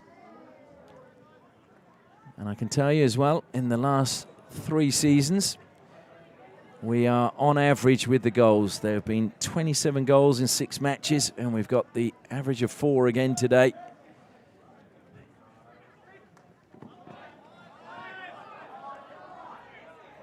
So Moses now from the side, and Hale players just shouting time. Belts running forward and impeded by Frank Reynolds. Belts was looking to play that early into the circle. There were 2 Melville players in his way, and good defending really from Reynolds and Day, as it's thrown long again into the air. Justin Knapp, the most capped player for Hale in the Premier League, brought it down under a little bit of pressure. As we heard from Justin Knapp before this game, he just wants these guys to experience a grand final. He played in it in 2010. I think he's the sole survivor of that team now, as it's carried forward again by Moses. Moses looks to go infield. Day read that well. Deven, though, steals it back. Now it's with Bowen. Bowen goes infield to Belts. Looking for the return pass is Bowen. Bowen started the scoring tonight. Is he going to finish it? Well, that looked as if it was deflected. Well, no, it was all off the stick of Tim Gears. And it's stolen by Bowen. Bowen gives it to Flynn. Flynn will try and dribble his way through. Taken away from him, though. Gears now takes it down to the corner. Stolen again by Flynn, and free hit, though, goes Melville's way. We look down below us, Craig Wilson just telling one of his forwards to stay up, a long way up. And obviously when you've got a weapon like James Day, who can throw an aerial pass so far and so accurately, that's not a bad idea. Deven, though, comes wide to Bowen. Bowen faced with Tim Gears. Manages, though, to find Deven. Deven's pass infield, though, doesn't find Bowen. Bowen slips. And now up the line it goes. Chance for McDougall to bring it under control. Double team. Deven somehow stole it, but he's given it away dangerously in the midfield. Advancing now is Dylan Forbes. Forbes gets the pass away. Into the circle it goes, but it wasn't a controlled one from Kyle Potter. And it's another free hit as we're approaching the final minute. There's still just over a minute left in normal time.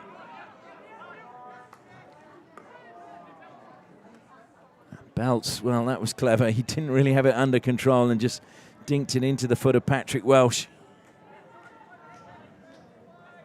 55 seconds. Moses comes up on the outside of Belts and receives the ball, but is closed down. And lovely little shimmy from him to create some space. Deflected down the side, but can't be kept in play by Jeff Cock. Time for one last attack from Melville. Day comes across, and no doubt he'll flick it high and long. He does. Rennie's come a long way. And in the end, it is the Melville player, Tim Brand, who's gone into that space, that 5-metre zone. It really is an issue, this rule. And you just wonder whether the aerial pass, well, certainly something that's debated around the hockey clubs around the world. Devon gets it. Flynn will receive. They'd love a penalty corner. Flynn tries to go past Day. It's gone up off Day's stick. Day stays down, and that will be the final play, though. Well, they're not going to get the time, I don't think, to take the free hit, because the minute they take it, the clock is going to say time up.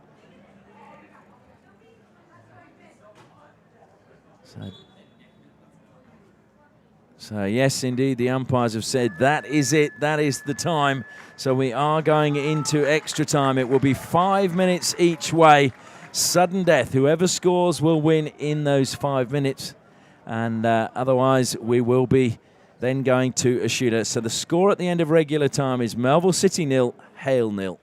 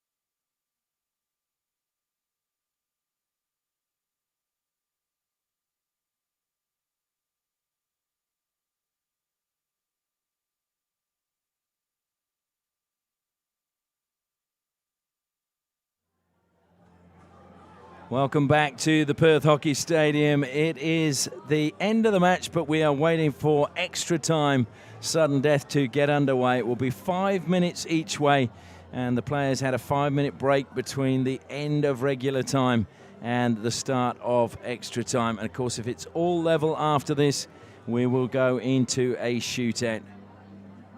I'm pleased to say Melville, well, they've broken up much quicker, and we still see that, Hale have broken up much quicker. Melville's still deep in conversation down below.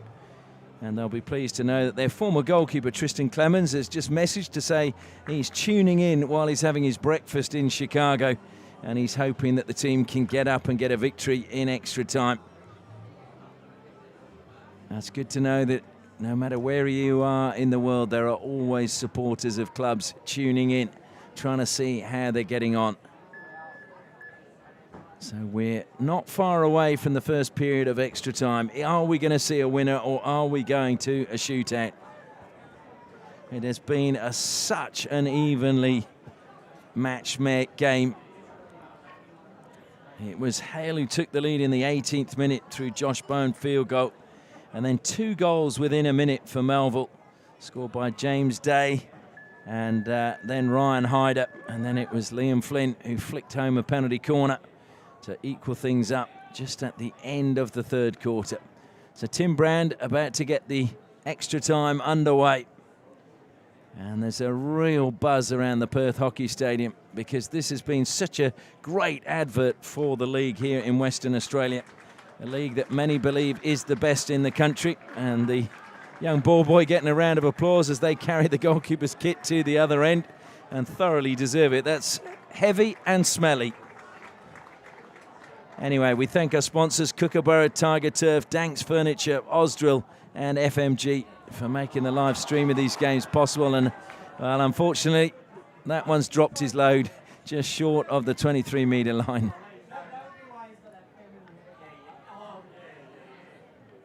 James Day helps out, lobs it all behind the goal.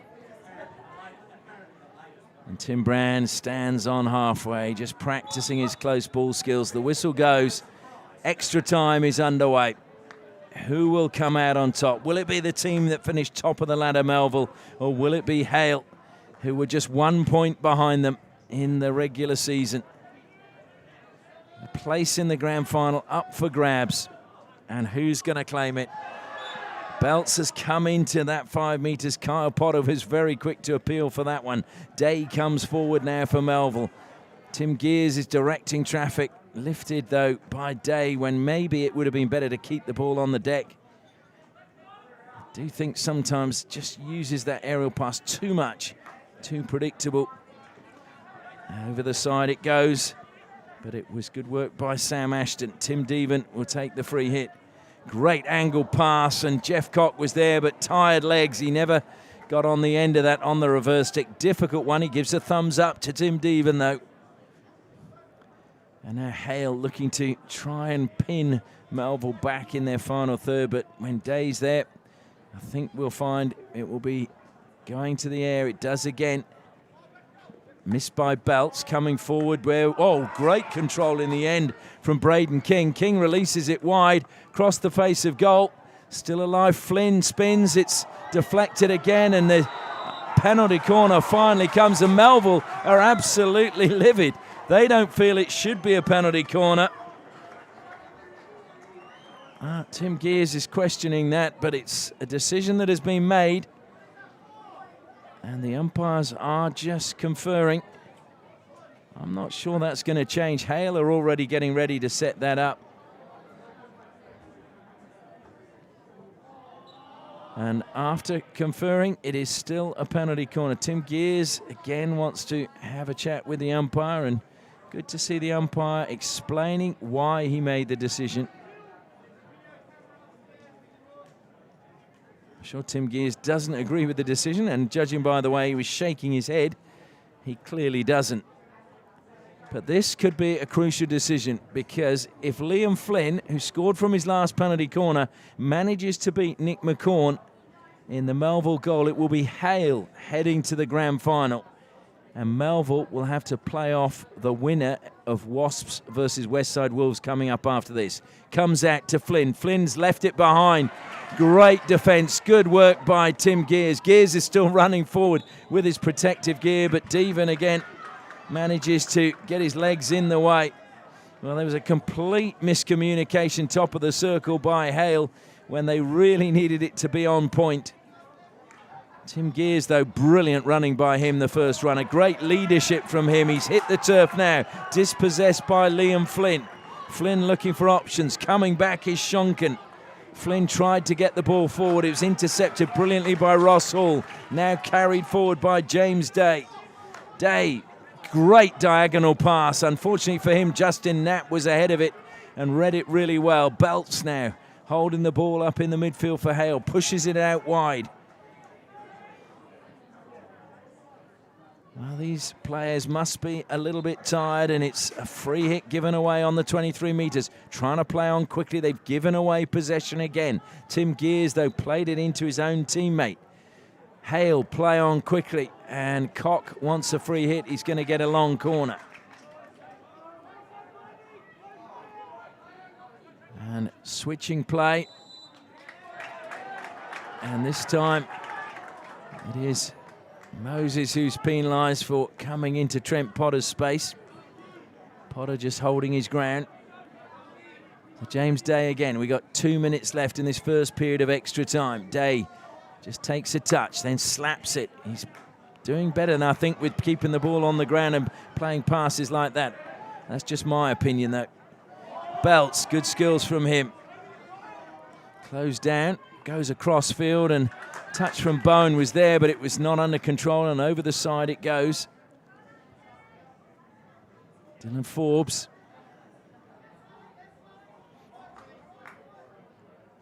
Forbes self passes, down the line it goes, and it just went underneath the stick of Ryan Hyder.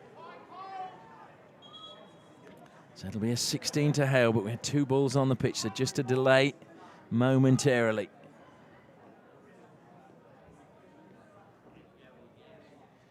Carried forward by King. It was brave, and Moses had to help him out. Belts again, good lead from him. The 2-23s doing battle.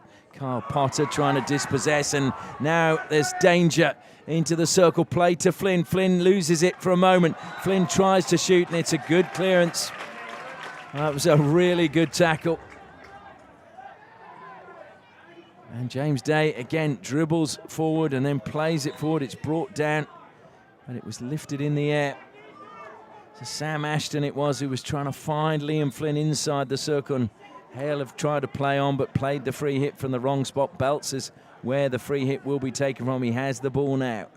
We're in the last 30 seconds of this first period of extra time. And there's a little bit of pushing and shoving going on. I think it was Sam Ashton involved there with Dylan Forbes. Inside the circle, goes wide. Hale need to get the ball in quickly. They do, deflected over the baseline, long corner. Belts calls for the ball, glances up at the clock over this on the scoreboard, takes it quickly, tries to go the 5 metres. Good touch though coming in from Carl Potter. And that is the end of the first period of extra time, and it is still tied up at 2 goals apiece. Scoreboard's gone back to 0-0, but it is 2 goals apiece at the moment, and we should be turning straight around here. The coaching staff not allowed on the pitch. There's just a quick wander on from Craig Wilson just to give a drink and I'm sure some instructions. And again we see the ball kids just running from one end of the park to the other.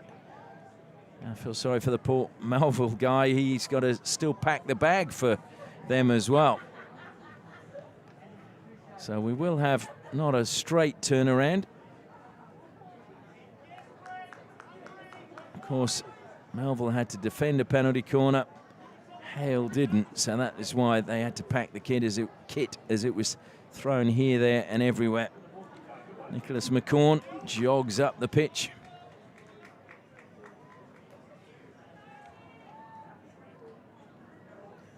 And with his kit, he's given up the ghost. He's going to walk the final 27 metres. So will be Hale to get the second period of extra time underway. Are we going to see a winner, or are we going to go to a shootout? The whistle goes and Hale push back. Braden King.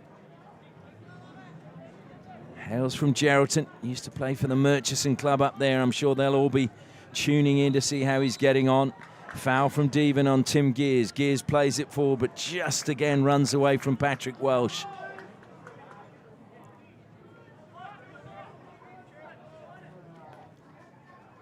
King again, he's going to be surrounded by Melville players. Got a good pass away, and Flynn manages to turn. Strong a contact from Ross Hall, but Flynn, one hand on the stick. And they're going to come back for a free hit. Devon wants the ball. Good skills from Liam Flynn. He's not the strongest of people. He's a fairly tall, willowy individual. Well, was Tim Gears 5 metres? That will be the question, and if they score, it'll be debated for a while, but given away. Braden King tries to find Jeff Cock, who can't keep it in play. All the players getting a little bit weary now. Mistakes creeping into the game. Gears, good pass from him, manages to pick out Patrick Welsh. Welsh looks to play it into the circle. Brand is collected. Brand under pressure, looks for a foot, finds a foot, and Moses plays the ball away. And this is where Melville feel they will win the game. James Day, as we know, is dangerous from penalty corners. He strides forward with his fluorescent stick glistening under the floodlights. Can he beat Rennie? Well, Rennie has made some fantastic saves to deny James Day, and he's going to have to really pull one out of the top drawer now. You can feel the expectation from those in maroon down below us. Day and Gears line up at the top of the circle. It's bound to be James Day. There's no doubt about it. The whistle goes. Out it comes. Day looks to flick. He slips. It's going to break for Tim Gears. Well, of all the times to slip, that was not the moment that James Day wanted to. Well, we saw Hale fluff their penalty corner. We've now seen Melville do the same. Is it the pressure? Is it tiredness? Free hit to Hale.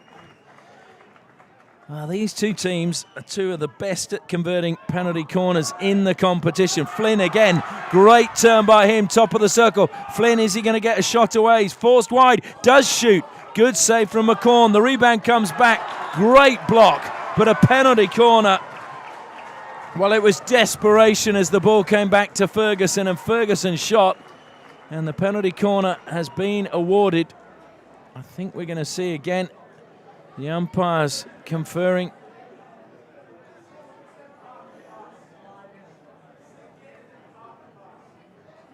Yep, it is going to stay a penalty corner. Well, it was desperation, and if Hale don't score, then it was a job well done. But Hale now with their 5th penalty corner of the match. Liam Flynn at the first battery. Jeff Cock at the second. Tim Devon just off to the left of Liam Flynn. They went to him last time, and he tried a direct shot. A hush comes around the stadium. It comes out to Flynn. Flynn flicks. Good save, McCorn. Keeps his team alive. One back by Belts. Brilliant skills by the Tasmanian. Played for Diamondbacks, but that was real diamond skills from Josh Belts. Well, nobody seems to want to win this game, and great attacking of the ball by Braden King. A player whose maturity on the pitch belies his age. Braden King was the player of the tournament at the Australian Under-21s National Championships in July this year. Braden King, James Day carries it forward. Again, hits the low pass, intercepted by King. King finds Devon. Devon looks for options, but two Melville players close him down. He has to go to Belts. Belts now plays it forward, looking for the path of Liam Flynn. Good defence again from Ross Hall coming across, and over the side it goes. We have 2 minutes left in this match. Mistrap by Belts. Gives possession away, and it's Shonken.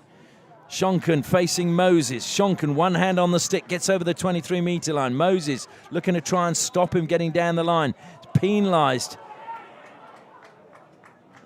So it will be a free hit to Melville. Over the ball now is Kyle Potter. Potter flicks across the pitch to his brother Trent. Trent brings it under control. Into the circle it goes. That is magnificent again from Devon. In the air and just stick on the ground, and he brought the ball under control. Tim Gears now, can he spark something for his team? Slaps it forward, but no contact. And it will be a 16, and we've got a minute 30 left. It looks as if we are going to a shootout. Thrown to the air by Hale, but it will just bounce harmlessly out of play. James Day is going to carry to halfway. He's going to be closed down now. Plays it gently down the line. Trying to turn, and a good turn it is from Kyle Potter. Potter to the edge of the circle. Deflected away, top of the circle. Oh, and a free hit. The whistle was very, very late, and Melville feel they would have liked to have played on rather than get the free hit. That's why all the hands were on the head. Patrick Welsh over the ball. Must travel 5 metres before it goes into the circle. Day has it. He's then lifted it into the body, but it came up off a Hale stick, and that was into the foot edge of the circle. Well, there's a little bit of confusion. I think Hale felt that that was lifted off Day's stick directly into the body, whereas it was deflected, I think, off the Hale stick into the body, and the umpire got the call right. But it's a penalty corner to Melville. There are 40 seconds left on the clock. Is this the moment where they steal the victory and book themselves a place in the grand final a week on Saturday? James Day waits again at the top of the circle. He has 19 goals from penalty corners, but if he gets one now, this will be the most important one he's scored all season. Day and Gears at the top of the circle. Movement early, and it's a mistrap again by Melville, but into the circle it will go, and it's over the baseline, long corner. Mistrap that time by Kyle Potter. Well, would you believe 3 penalty corners from some of the best exponents of a penalty corner routine in the league, and they've been fluffed in extra time. Over the side it goes, this time off the stick of Justin Knapp. Knapp trying to keep his defence solid at the back. Knapp with his stick low down, over the baseline it goes. Tim Gears plays on, closed down. That was brave by Liam Flynn, and the hooter goes, and we are headed for a shootout. It has been a 2-all draw at the end of full time, and we're still tied up at 2 apiece at the end of extra time. Well, take a bow, all you players. It's been a magnificent match, and it's almost sad to see that one team has to win, and they have to win via a shootout. The players are tired, and you just wonder who will be able to hold their nerve in the shootout. Well, we're going to have a short break as we get some messages from our sponsors, and then we will be back with all the shootout action for you.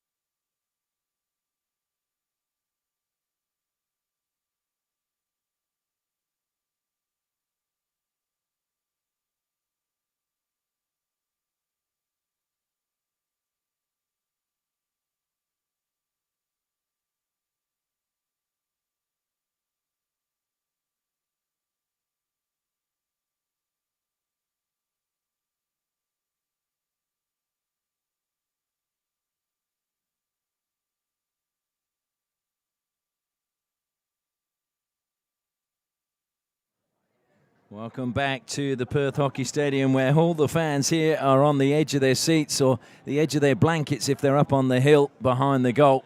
Shootout about to get underway. And just a reminder, if you have enjoyed this game and you want to catch the Thundersticks in action in the new Hockey One League in Australia, you can get your memberships now for the season. 3 games at home for the Thundersticks in this new competition. And just visit the Hockey WA website. We're just waiting, I think, for the captain of Hale to come forward. It looks like Tim Gears is just waiting down below to toss the coin to decide who's going to go first in the shootout. Some teams prefer to go first, some prefer to go second. I think Justin Knapp making his way over now. Looks as if he's got the shin pads out, that he is not going to be taking part in the shootout. Of course, the way it works, 5 players selected from each team, and they have 8 seconds to score from the 23-metre line. If we're still level after the best of 5, those same players will go again, but they can change the order, and the team that went second will go first. So those not taking part must stay just near the halfway line.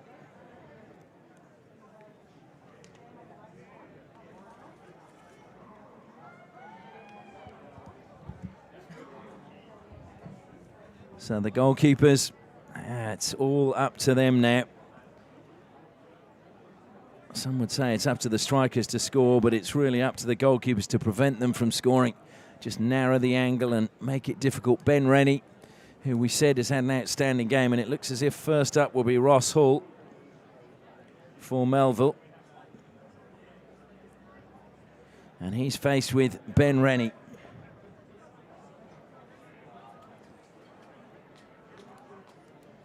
So it's Hall versus Rennie. Rennie comes out almost as far as his penalty spot. Hall turns his back. He lost control momentarily. Great save from Rennie. Full stretch with the stick. Time has run out. And so Melville missed their first attempt. Good work again by Ben Rennie, who has really made that triple save earlier in the match to deny Brand, McDougall, and then Day. And now it is Braden King to step forward for Hale. Can he give his team the lead after the first shootout? So King goes straight down the middle. McCorn has come out. King's created some space and he bangs it into the net. And it is Hale 1, Melville 0. So next up is James Day. Well, you'd think he could almost flick it from where he is and beat Rennie. It's only a little bit further back than where he flicks them from penalty corners. And he is so strong with the flick. Day now heads down the middle, goes off slightly to the left. Rennie doesn't move, and a lovely spin from Day. Rennie does the splits, but he can't stop it. And it is all level. So good work from James Day. Now stepping forward for Hale is Liam Flynn.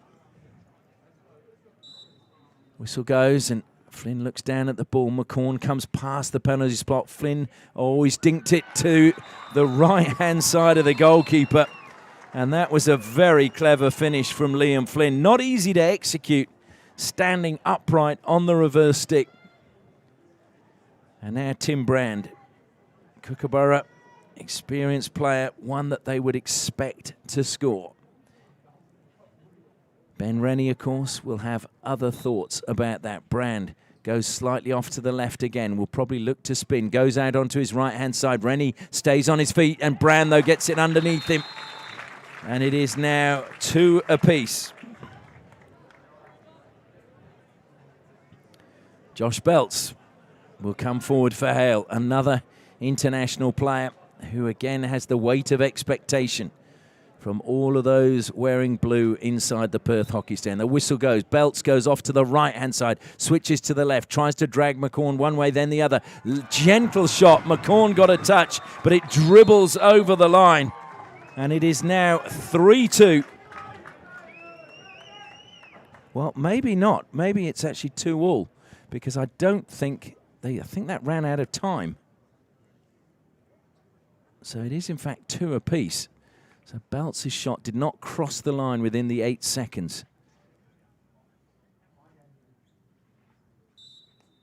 So now it's Justin Shonken. Shonken goes towards Rennie. He's got very, very close. Rennie, and he just got it over the stick of Rennie. So Shonken now gives Melville the lead for the first time in the shootout. And that could be crucial. It's Tim Deven now, retired international player. Deven heads forward, goes to the left-hand side, then spins, and that's a wonderful finish from Tim Deven to tie things up at 3 apiece. There is nothing separating these two teams, as there hasn't been all season. And now Tim Gears comes forward, the captain of Melville. Says he wants to win a first premiership for the club. His family have been involved in it for so long. The pain of that grand final loss 2 years ago still hurts. Gears goes over to the left-hand side. He's now got to get the shot away fairly quickly. Rennie's gone. It's gone really wide, and he's run out of time. Well, the celebrations... In fact, it is 4-3. So obviously then that Josh Belt's goal did count. The scoreboard has changed. So Hale have won, and it is Ben Rennie who's been the hero.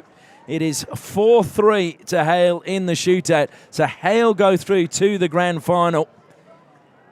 And Melville will have to wait and see who they play. The game coming up after this is WASPS versus Westside Wolves. And that will be the winner of that game will play the Melville City in the playoff to go through to the final. But it is Hale who've been victorious. They took the lead here in the 18th minute, were pegged back, conceded 2 within a minute, and then managed to find an equaliser through Liam Flynn, and no goals in extra time. But in the end, in the shootout, it was Hale 4, Melville 3. Hale progressed to the grand final.